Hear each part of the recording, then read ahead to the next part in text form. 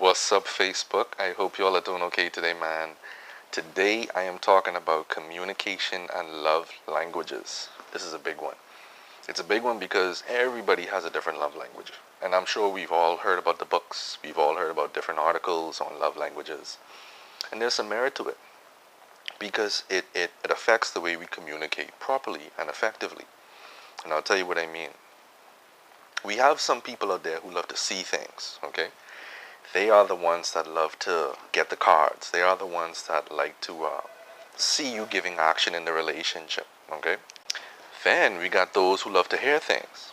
These are the ones that love or need to hear the "I love yous" on a regular basis. These are the ones who need to hear your expressions of love for them. Okay. Then of course we have those people who love to do things. They can hear it, they can see it, but unless they're doing something, they don't really connect with you. Now, although everybody has a primary love language, it is not enough to remain set on that one thing. Okay?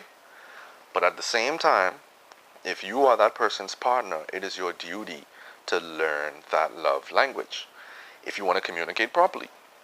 Now, this is where we have problems because men in particular, they love to adorn their women with things. We love to buy you gifts. We love to cook y'all dinners. We love to take you out. We love to show y'all how much we love you. But not every guy will say it. Not every guy will communicate his deep feelings for you. Not every guy will tell you that you're the apple of his eye. And as a woman, you want that. You may want that. But because that's not his primary love language, it would be very easy for you to offend him when you say, "Baby, I don't think you really love me." Because in the back of his mind, he's saying now, all of these gifts I get for you, right? All of these things I make for you, all of these sacrifices, all of this money I make just for you, and you have the nerve to tell me you don't think I love you? Oh. And pretty much it's that easy to offend someone that loves you, okay? Now, I always advise couples or people in relationships to become a student to your partner. And when I say become a student, it means that you have to constantly be in a place of learning, okay? You can be in a relationship for 10 years, 20 years, 30 even, and not be communicating effectively at all. Because we have this bad habit as people of thinking and doing things as we see. We never stop to consider the other person as much as we should. Or we think we are, but in reality we're not. So here's a little story for you guys. If my car breaks down on the side of the road, right? Let's say I need some radiator fluid, some coolant, and someone decides to bring me some motor oil.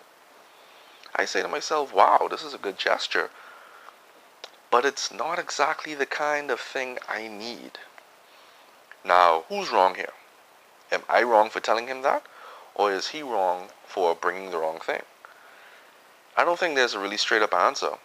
But what I'm trying to say is that not everything that we do is going to be effective for someone else because their love language is different.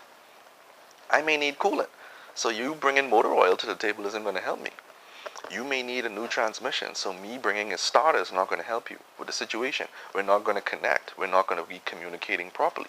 It's a good gesture, yes, but you have to learn your partner so that you can help them where they need it most, so that you can communicate them in the most effective way. This is the biggest problem that couples have everywhere. Everybody thinks that they're doing enough, that they're doing so much, but their partner is just selfish and not seeing it. And it's not always that. It's because we're not learning, we're not spending enough time to learn our partner and to learn the ways in which they appreciate love. It's always about how I appreciate love. And look at the way we grow up. If I grew up with a family that was always providing for me, naturally I'm going to look at the world in that way too. I'm going to be looking for a woman that can do the same thing. If you're a woman growing up and you've seen your father open doors for your mother, you've seen the way your father treats your mother, you're going to be expecting that same thing too. So when two separate people from two different worlds start a relationship, they may not hit it off right then and there. But the more they begin to learn their partner's love language, the closer they'll get, the better they will be able to communicate. So what I want to encourage everybody out there who's watching this video, who's in a relationship, a serious one, is to learn your partner's love language, okay? Learn it so that you can communicate better. Learn it so that you can promote harmony in your relationship. And so you don't have to fight over petty stuff, okay? Because life is too short to be upset over petty things. Alright, guys? So I hope you all have enjoyed this video. If you have, give it a like and give it a share so someone else can get this message too. Alright? Y'all take care.